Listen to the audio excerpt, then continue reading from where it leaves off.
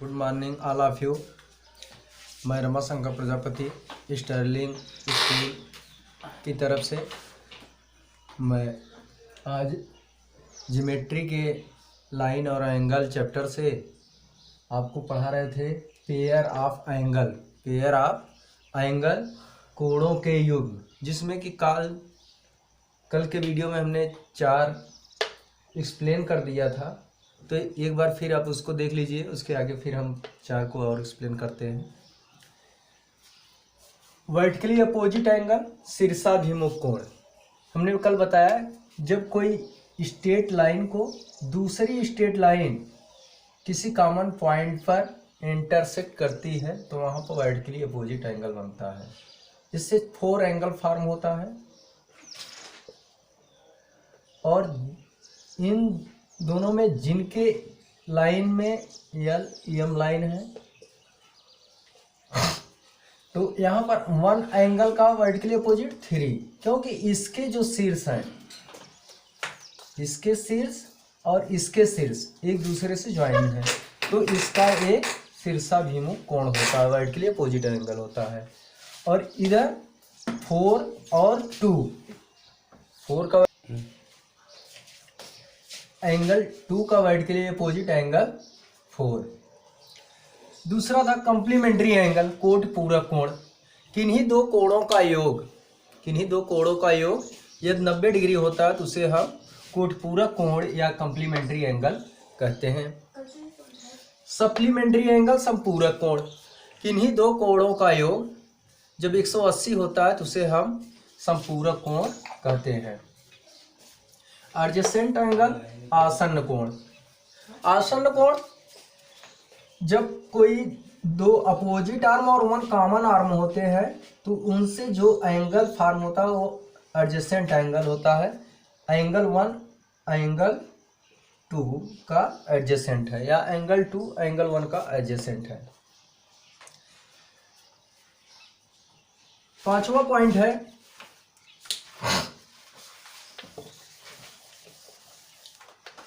Linear pair, रेखीय युग्म कोण।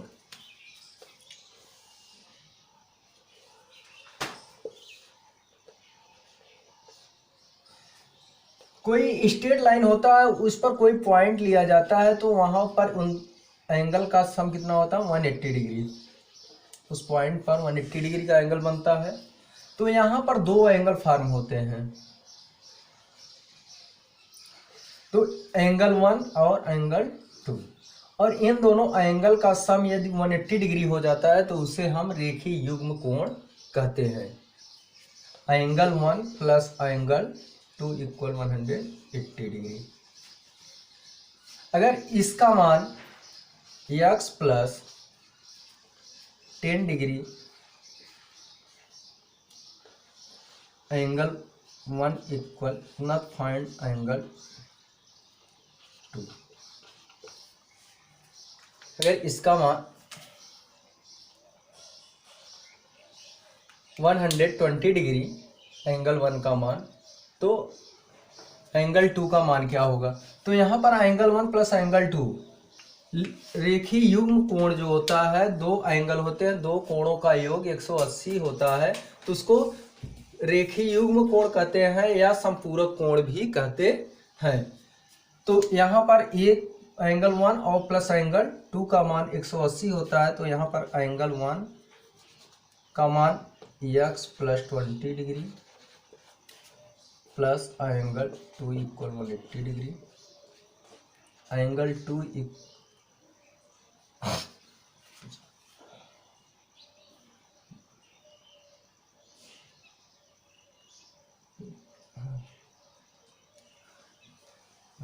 x प्लस एंगल 2 का मान x डिग्री हो। एंगल 1 प्लस एंगल 2, एंगल 1 का मान x प्लस 20 डिग्री और एंगल 2 का मान x डिग्री, ये x प्लस 20 डिग्री और ये x डिग्री, तो ये हो जाएगा 180 डिग्री। ये x और x लाइक टर्म है तो 2x हो गया, और ये 20 जो है आपका इंटीरियर नंबर है 180 डिग्री न्यूमेरिकल नंबर, तो इधर ट्रांसपोज हो जाएगा तो 160 डिग्री, तो यक्स का मान हो जाएगा 160 डिग्री और 2 आ जाएगा 80 डिग्री। आपका ये 80 डिग्री हुआ, यक्स का मान, यक्स ये है एंगल 2 यक्स है, तो ये आ जाएगा आपका 80 डिग्री और ये आ जाएगा आपका, ये इस तरह से हो जाएगा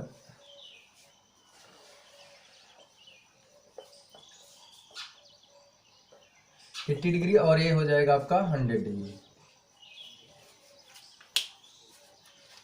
तो फिर बता लीनियर पेयर रेखीय युग्म कोण, जब किन्हीं दो कोणों का योग 180 डिग्री होता है तो उसे हम रेखीय युग्म कोण कहते हैं, या संपूरक कोण भी कर सकते हैं, सप्लीमेंट्री एंगल भी कहते हैं।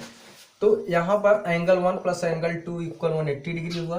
एंगल 1 का मान हमने रख दिया 1 इधर कर दिए और ये एंगल 2 हो गया, एंगल 2 ये। तो यहाँ एंगल 1 का माने है, एंगल 2 का माने, दोनों वैल्यू जो है इसमें हम पुटअप कर दिए। तो यहाँ यक्स और यक्स साइड कर दिए 2x हुआ और ये 180 डिग्री और ये 20 डिग्री जो आपका इंटीग्रल नंबर है इसको हम ट्रांसपोज कर दिए, -20 हो गया। तो ये 180 से 20 माइनस 160 हुआ और ये एक्स इक्वल जो होगा इसका कोफिशिएंट से डिवाइड कर दिया 280 डिग्री आ गया। और ये एंगल 1 का मान जो होगा, angle 1 equal x plus 20 degree है, तो एक्स का मान 80 डिग्री प्लस 20 डिग्री आ जाएगा आपका 100 डिग्री। इस आधार पे हम जब कोई रेखीय युग्म का कोण, एक कोण दिया गया होता है, दूसरा कोण हम कैलकुलेट कर लेते हैं। अब छठा पॉइंट है करेस्पॉन्डिंग एंगल।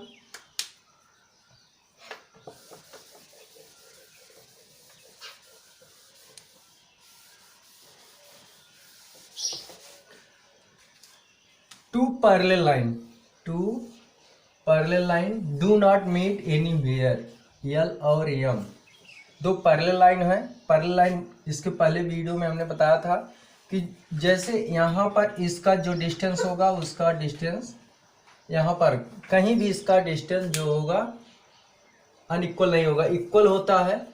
तो इसको इधर दोनों तरफ एक्सटेंड करते जाएंगे तो ये आपका बढ़ता जाता है। जैसे लैडर हुआ, रेलवे ट्रैक हुआ, वह एक दूसरे से मिलता नहीं है, यह भी दोनों लाइनें एक दूसरे से मिलेंगी नहीं, do not meet anywhere, तो उसे हम पैरेलल लाइन कहते हैं। तो पैरेलल लाइन को जब एक ट्रांसवर्सल लाइन इंटरसेक्ट करती है तो वहाँ पर जो एंगल फॉर्म होता है, तो वहाँ पर एक करेस्पॉन्डिंग एंगल, अल्टरनेट एंगल, को इंटीरियर एंगल फॉर्म होते हैं। तो यहाँ पर 4 एक्सटीरियर एंगल फॉर्म होता है,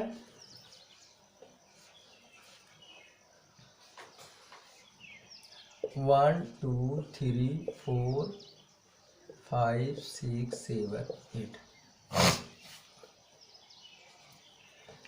किन्हीं दो लाइनें एल और एम को एक ट्रांसवर्सल लाइन, तिर्यक लाइन जब काटती है तो वहाँ पर एंगल फॉर्म होता है।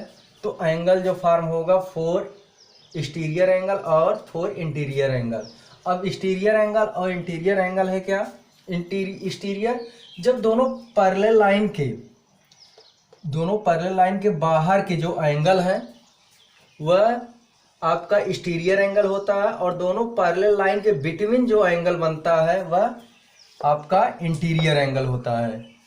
तो 1 2 7 8 एक्सटीरियर एंगल और इंटीरियर एंगल 3 4 5 6 ये इंटीरियर एंगल है।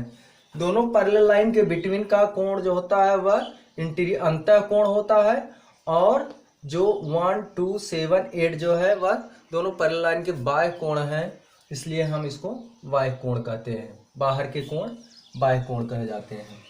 अब इनमें करेस्पॉन्डिंग कौन है, करेस्पॉन्डिंग एंगल संगत कोण, जिसका संगत का मतलब होता है समान, जिसमें गुण पाए जाए वह संगत, इक्वल होते हैं। Angle one line same parallel line, दोनों पैरेलल लाइन के सेम साइड पे बना जो एंगल है वह करस्पॉन्डिंग एंगल कहा जाता है। एंगल वन सेम साइड का मतलब लाइन के ऊपर और लाइन के लेफ्ट का वन है, तो ये भी नीचे वाला भी लाइन के ऊपर और उसके लेफ्ट ट्रांसवर्सल लाइन के लेफ्ट का एंगल जो होगा एंगल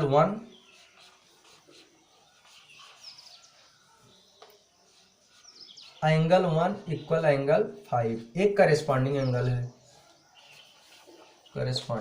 है, एंगल वन का संगत कोण एंगल 5 और एंगल 4 का एंगल 8।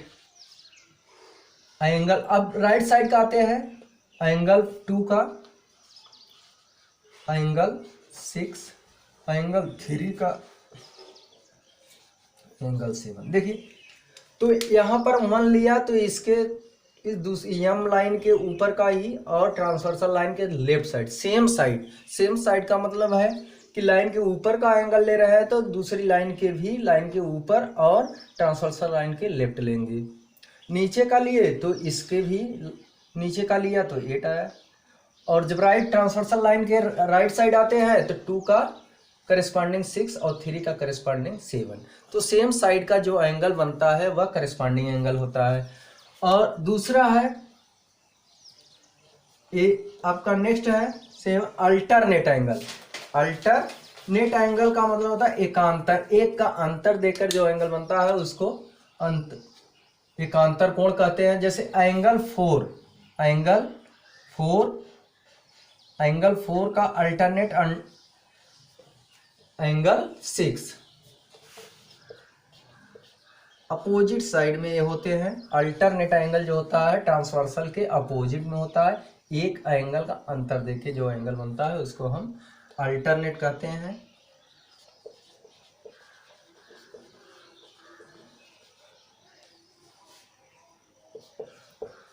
अल्टरनेट एंगल 4 का एंगल 6, एंगल 3 का एंगल 5, ये भी एक दूसरे के बराबर होते हैं। ये एंगल जितने का होगा वो भी इतने का होगा। अगर इस 110 है तो ये भी 110 होगा, तो ये 110 है तो 70 होगा, 4 भी 70 होगा, 6 भी 70 होगा। तो अल्टरनेट एंगल और करेस्पॉन्डिंग एंगल इक्वल होते हैं। ये सेम साइड में करेस्पॉन्डिंग सेम साइड में बनता है, अल्टरनेट अपोजिट साइड में बनता है। ये अल्टरनेट इंटीरियर एंगल हुआ, अल्टरनेट इंटीरियर एंगल, ALT को अल्टरनेट इंटीरियर एंगल कहते हैं। और इसका ऊपर का यहाँ लिया गया एक्सटीरियर, अभी आपको पहले ही बता दिया कि एक्सटीरियर बनते हैं और इंटीरियर। पहले लाइन के बिटवीन का इंटीरियर एंगल होता है और पहले लाइन के बाहर का जो एंगल होता है एक्सटीरियर होता है। एंगल 1 का अल्टरनेट एंगल 1 का एंगल 7 और एंगल 2 का एंगल 8, ये अल्टरनेट एक्सटीरियर एंगल कहा जाता है। ये भी आपस में बराबर होते हैं। अल्टरनेट विपरीत साइड में बनता है ट्रांसवर्सल के और करेस्पॉन्डिंग सेम साइड में बनता है, इतना ध्यान देना होगा आपको। अब कोई इंटीरियर एंगल अंतःकोण अभी बताया गया जो पैरेलल लाइन के बिटवीन होता है वह अंतःकोण होता है, लेकिन ये दोनों जो होते हैं सेम साइड के एंगल होते हैं, ये दोनों एंगल बराबर नहीं होंगे। इन दोनों एंगल का सम जो होगा सप्लीमेंट होगा, 180 डिग्री होगा। तो ये एंगल 4 पैरेलल लाइन के सेम साइड के इंटीरियर एंगल को हम अंतःकोण कहते हैं। एंगल 4 और एंगल 5 ये क्या है, को इंटीरियर एंगल, को इंटीरियर एंगल। और इन दोनों का एंगल का सम जो होगा वह सप्लीमेंट होगा, 180 डिग्री होगा, ध्यान देना होगा। इन दोनों का जो सम होता है वह 180 degree. Angle 4 plus angle 5 equal 180 degree. इसमें दो को इंटीरियर एंगल होते हैं, ये 4, 5 और 3 और 6। एंगल 3 प्लस एंगल 6 की ही वैल्यू 180 डिग्री। और को एक्सटीरियर एंगल अगर लिया जाए तो एंगल 1 और एंगल 8 का भी सम 180 डिग्री होगा। एंगल 2 प्लस एंगल 7 का भी वैल्यू 180 डिग्री होता है। तो यहाँ पर ये को इंटीरियर एंगल समझ में आ गया होगा। एंगल 4 और एंगल 5 को इंटीरियर एंगल है और इन दोनों की प्रॉपर्टी जो होता है 180 डिग्री। तो यहाँ पर अगर इन दोनों एंगल का सम अगर 180 हो जाता है तो ये दोनों लाइन पैरेलल भी हो जाती है। अगर ए 180 डिग्री नहीं होगा तो यल और एम जो होगा पैरेलल नहीं होगा। एक बार फिर वर्टिकली अपोजिट एंगल, जब किसी स्ट्रेट लाइन को दूसरी स्ट्रेट लाइन किसी कॉमन पॉइंट पर काटती है तो वहां पर शीर्षाभिमुख कोण या वर्टिकली अपोजिट एंगल बनता है। कंप्लीमेंट्री एंगल कोट पूरक कोण, जब किन्हीं दो कोणों का योग 90 डिग्री होता है तो उसको कोट पूरक कोण या कंप्लीमेंट्री एंगल कहते हैं। सप्लीमेंट्री एंगल, जब दो कोणों का योग 180 होता है तो उसे हम सप्लीमेंट्री एंगल कहते हैं। एडजेसेंट एंगल, जब दो कोण आपस में जुड़े हुए होते हैं, उसमें दो अपोजिट आर्म होते हैं और एक कॉमन आर्म होता है तो वहाँ एडजेसेंट एंगल बनता है। रेखीय युग्म कोण, एक स्ट्रेट लाइन पर जब उस पर कोई पॉइंट ले जाता है उसमें दो एंगल फॉर्म किए जाते हैं, दो एडजेसेंट एंगल का सम 180 डिग्री होता है तो वहां पर रेखीय युग्म कोण बनता है। करेस्पॉन्डिंग एंगल, जब दो पैरेलल लाइन को एक तिर्यक लाइन ट्रांसवर्सल लाइन इन दो पॉइंट पर काटती है तो वहां पर करेस्पॉन्डिंग एंगल बनता है। सेम साइड का बना कोण आपका करेस्पॉन्डिंग एंगल कहा जाता है और अपोजिट साइड का बना एंगल जो होता है एकांतर कोण होता है। और सेम साइड के पैरेलल लाइन के बिटवीन का जो एंगल होता है वह आपका को इंटीरियर एंगल होता है। तो आगे आपको इन रेखा गणित को समझने के लिए आपको इन सब को समझना बहुत जरूरी है, क्योंकि ये सब जब तक नहीं आएगा उसमें आपको सर्कल में, क्वाड्रिलेटरल में, पॉलीगन में एंगल निकाले नहीं आएगा। तो अब इसके बाद हम आपको ट्रायंगल पढ़ाएंगे।